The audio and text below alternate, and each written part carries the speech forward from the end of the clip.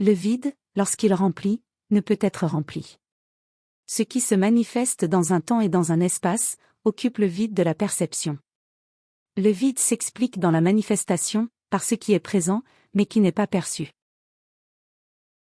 Comme tout se produit simultanément, le concept de conscience se résume à la sensation de présence spatiale et temporelle. Si l'être s'identifie dans un temps et dans un espace, cela ne signifie pas qu'il soit absent des autres événements, dans quelque dimension que ce soit. Si l'être perçoit l'arôme du parfum sur ses mains, cela n'exclut pas les autres arômes qui l'entourent. La proximité qu'apportent les sens est ce qui définit la conscience. En dissolvant le temps, l'être a la sensation de dissoudre tout ce qu'il abrite en lui. Les choses semblent se produire dans le temps, et celui qui ne le respecte pas semble perdre ce qui s'y déroule. Mais le contrepoint est que celui qui ignore consciemment le temps vit comme maître de lui-même. Ce contrepoint révèle que l'esprit ne contrôle aucune action. Bien qu'il puisse interférer, il ne le fait pas et demeure en marge des actions. L'être n'est pas l'esprit, ni ne se trouve en lui. L'esprit pense, et l'être semble croire que c'est lui qui pense. L'esprit accompagne l'être, mais aucun des deux n'est contenu dans l'autre. Pour que l'univers existe, tous deux doivent coexister en complicité l'un avec l'autre, et avec l'univers lui-même.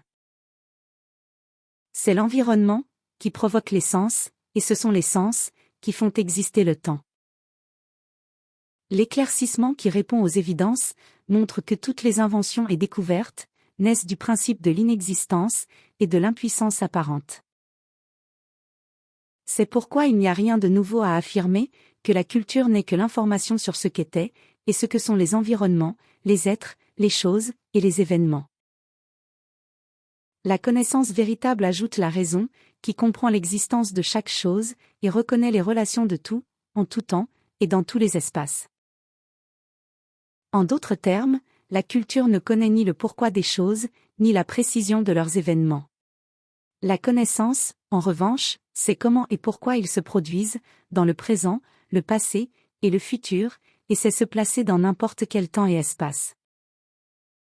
Il ne sera jamais lassant de préciser qu'il existe un auteur qui écrit l'histoire, et un metteur en scène qui crée les décors, et guide les acteurs sur la manière de représenter chaque personnage.